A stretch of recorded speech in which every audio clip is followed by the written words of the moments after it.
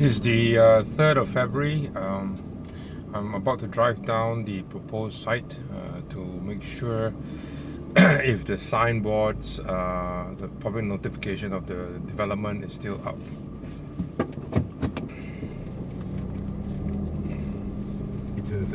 Because Grab wants to grow in Indonesia, it needs a lot of funding as well. So this is the live loans given by the loans are slowing down. I think it would have some bearing on the economy as well. But from a technical viewpoint, the loans are usually quoted in what I call nominal figures, which are the ringgit figures, whereas the GDP is usually discounted by an inflation number. So if the numbers for the industry loan growth of 5.3%, then could the discounted inflation figure for GDP be even lower? I'm just speculating here.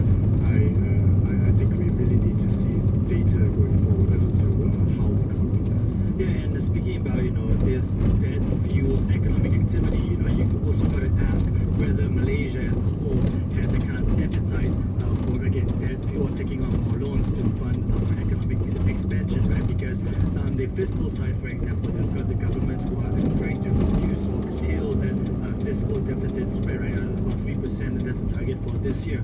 Also, when it comes to households, the household debt to GDP ratio as of 2015 was about 89%. So again, this idea of Malaysia being able to pursue those economic or those GDP expansion figures, can that be sustained via debt? Yeah, but CIMB Research recently released a report on the banking sector. They reckon that even though the growth for the monthly loans growth for November and December looks to be quite uninspiring, they reckon that going into 2017, we might be seeing more of a momentum within this loans growth segment. That's right, and the CIB had also quite a positive undertone for the banking sector, saying that the loan quality within the sector right now A-OK. But very different sentiment from HSBC, which expressed that the consumer sentiment around the region, not only Malaysia but in places like Thailand as well, quite soft.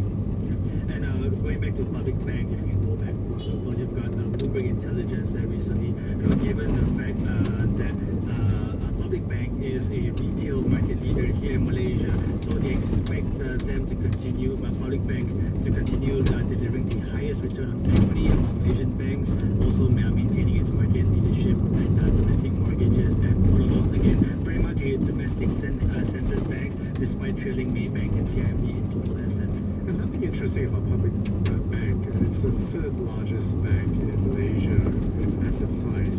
Its asset size is about half of that of Maybank at about 360 million as of 2015. But its market cap at 78 billion ringgit is only 5% lower than Maybank. So it is a reflection of how investors favor public bank. Yeah, that is quite remarkable. But just looking at the data points for the Okay, as you can see, the signboard is not up, despite being supposed to do so until 9th of February. That is all.